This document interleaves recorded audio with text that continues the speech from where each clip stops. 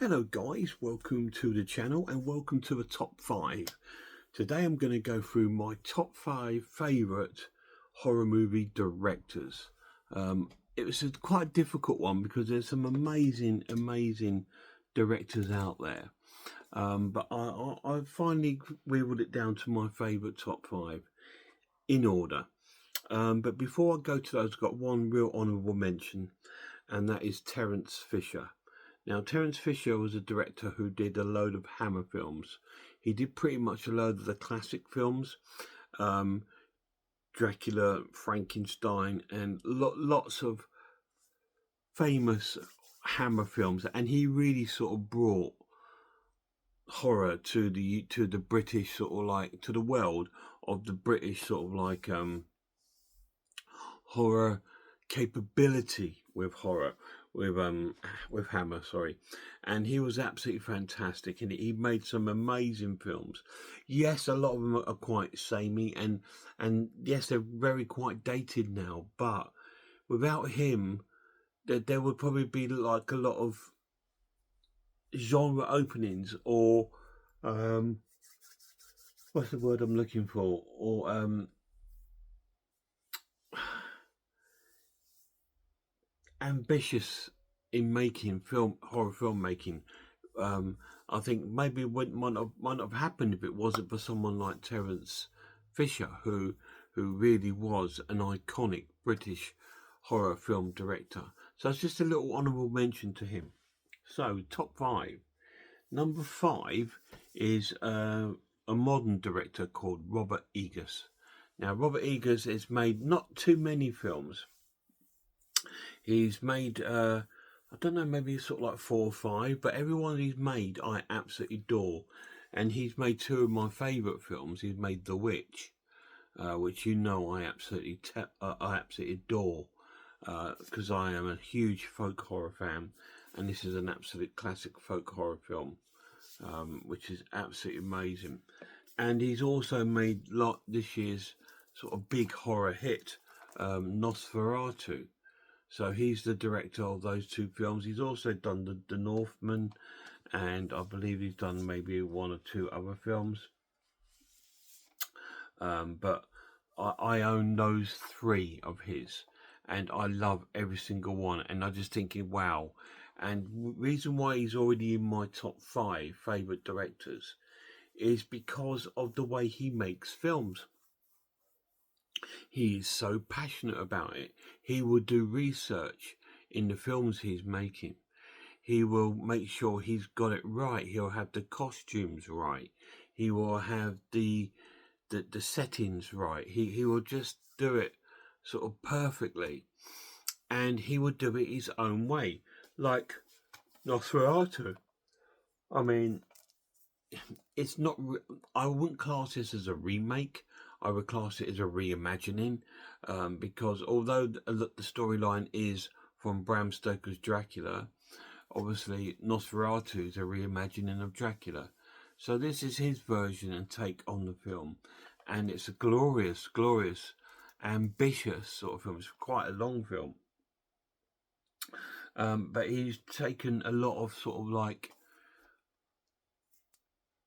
from the original, I believe, German horror film, and he's just made it his own, but still kept that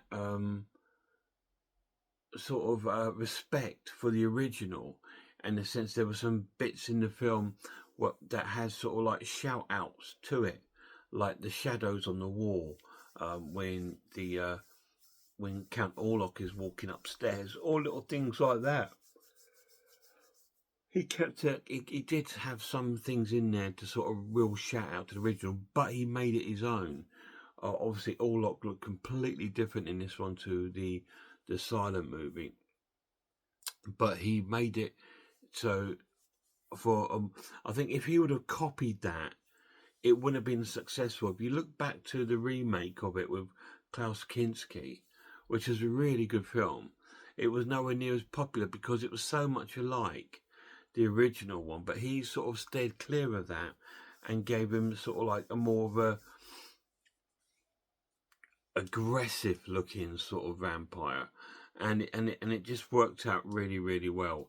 Such a cool film. So my number 5 favorite director of horror films is Robert Eggers. Right, number 4 is a um, Canadian director, and it's David Cronenberg. I absolutely adore David Cronenberg. I've been a huge fan of his from way back when I got into horror films. I read a fascinating book by him which came out years ago called Cronenberg on Cronenberg, and it was a really fascinating read, and I loved his films because they were so different. He was like the body horror sort of master, and he brought out some incredible films like Rabid, The Fly, all these incredible films. And two of my favourites is Scanners, which is a fantastic film, and The Brood, which is awesome, with Oliver Reed. And he also brought out Shivers. He was quite popular at the time. A lot of his films, I think some of his films did hit the video nasty scene. I'm sure Scanners was in the video nasty at one point, maybe Section 3. And his films were all quite intelligent for the time, and they were very body horror orientated.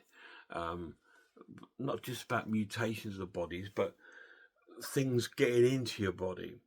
So seemed to be obsessed with things like infections and viruses and living organisms that get into human beings.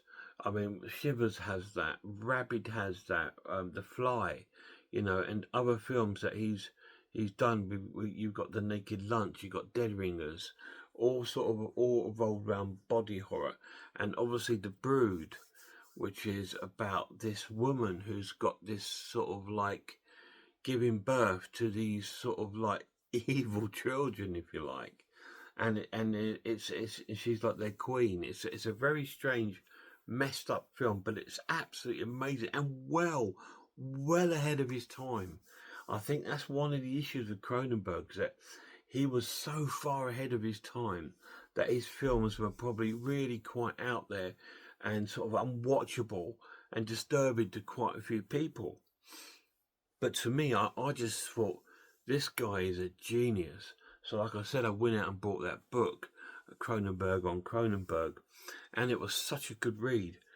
It talked through his childhood and through to what made him want to do these sort of type of films, and some of his early sort of short films that he did.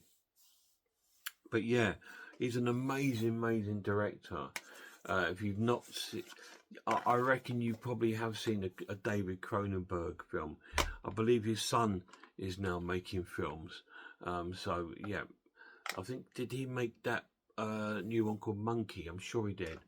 But yeah, these are absolutely fantastic. David Cronenberg is my 4th favourite horror director. Right, number 3 is an Italian director, of course, and it's Lucio Fulci.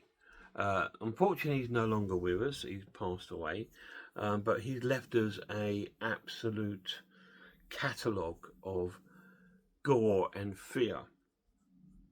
He produced some of the most sort of like popular video nasties that came out, including Zombie, Flesh Eaters, and the Gates of Hell trilogy. And he'd done quite a few giallo films, and he helped to create that Italian horror as a genre on its own, which has lots of sub-genres within it, like giallo, and cannibal films and things like this. They've got their own sort of sub-genres within Italian horror, which is pretty much a genre of its own.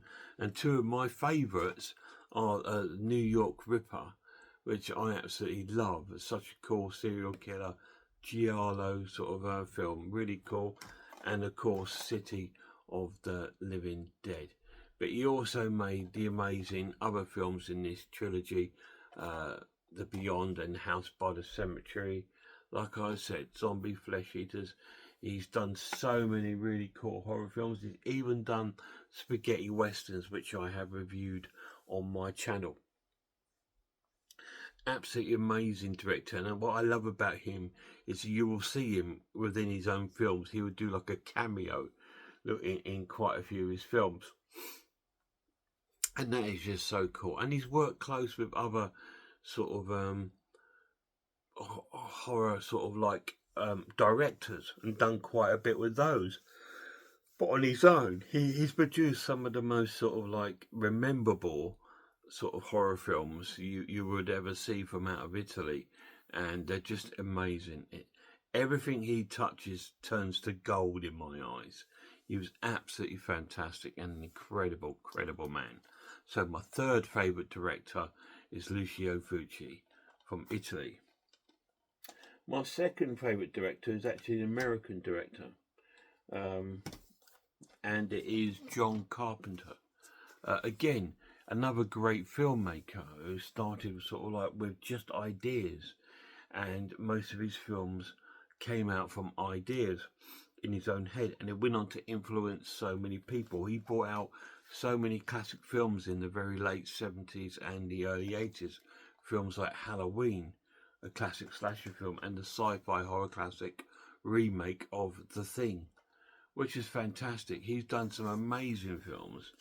Some of my favourites, I really love Prince of Darkness, and I like The Ward. I thought that was such a good film, and I love The Fog. I think The Fog is probably a little bit underrated because it came out, I think, on the back of some of his most popular films, like the Halloweens and the Thing and stuff like that. And he came out with The Fog, which was a little bit more not as aggressive or gory. It was more of a story base of this small town having this folk horror film about the film. To me, The Fog is his folk horror film. It's sort of like based on the tradition of this small town where they have this history of these sailors that died in a shipwreck by this sort of lighthouse. I think the lighthouse wasn't working, they shipwrecked, and nobody survived it apart from they put some treasure out from the ship, and in every year in the fog these shipmates return to seek their revenge.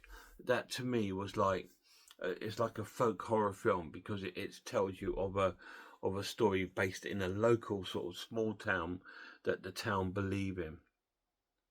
So to me, that's all the ingredients of folk horror. So to me, The Fog was his folk horror film. But he's created some amazing films. Escape from New York, It's Alive. What's the one I really like? Well, I like all of them. I really do. I just think he's done some incredible work. My memory's going, guys. I'm getting older, so my memory is not as strong as it used to be. So I do forget things. Please forgive me. Do not correct me in the comments. If you correct me in the comments, you're blocked. Because I've told you in every video, I have some... I'm getting old, so my memory is going. So you just have to bear with me. I'm a very old man, and I'm just sort of like doing this for fun, sharing my passion with you, not my correct details, but my passion. So if I do get it wrong, you have to bear with me. But yes, John Carpenter, absolutely amazing. Such a cool film. He's sort of like him. There was like the trio, wasn't there? You had him, and you had Wes Craven, and probably Mr. Cunningham of the Friday the 13th franchise. They were all sort of like around that sort of era, and I think they were like almost like a trilogy of land breaking sort of like horror icons of that period, because the 80s, because of the arrival of video, made horror very popular, and so a lot of these filmmakers got into the limelight because of that, and I think he was one of them. So he is my second favourite horror director of all time. So what is my first? Is it a British director? Um, and the answer is no. It's an Italian director, and it's Dario Argento.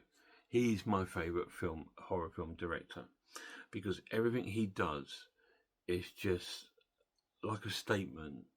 It's so profound. It's so visually stunning. It's so elegant. It's so planned and well shot and well filmed, well scripted, and rememberable. Everything he puts on film is rememberable, from the actors to the set pieces to the music. It all creates these incredible films, including two amazing films, Profondo Rosso, which is obviously Deep Red, which is amazing, and my favourite film of his, Tenebrae, which are both fantastic. But he was one of the key figures to kick off the giallo scene in Italy with his early films, his Black Lace and The Cat and Nine Tails, all these sort of early films that he did that were absolutely amazing. And he then went into some real deep horror films like Suspiria, Opera, all these incredible films, Deep Red and Tenebrae. And then he still made films like just these amazing films. And he also made a film about Dracula, which I don't think was very successful. He's also worked with other directors like Lamberto Bava and other sort of directors to combine his skill with theirs to create some amazing Italian films like The Demons and stuff like that. So his career is so vast, and he started like in the 60s, 70s, 80s, 90s. I think the 2000s he's still making the films he was, and he was just absolutely incredible. And everything he released, I cannot think of one film that I didn't like. To me, the weakest film is Phenomenon. I didn't. It was good, but I don't know. There was just something about the story I didn't really click with me. But I do like it. But to me, it's probably the weakest film of his that I've seen. Um, and that's just like one out of I don't know how many films he's done. Look him up on Wikipedia. He's done so many. And like I said, his early films, Bird with the Crystal Plumage and all these amazing, amazing films are absolutely wonderful. And I just love Dario Argento. He's so cool. I try to watch everything he's sort of done if I can. I know I won't. I try to watch the special features on those because I love hearing his thoughts behind film when they have interviews with him. There was a documentary out which unfortunately didn't get released here, didn't get a physical release, which is a real shame because I'd like to have seen that. I believe it is on YouTube, but it's in Italian with no subtitles, so I can't watch it. I tried to watch it, and I just thought, oh, it's got no subtitles on it, so I can't read it. But yeah, what an amazing director. Everything he does is really cool. I've just got on eBay on its way to me a 4K edition of this.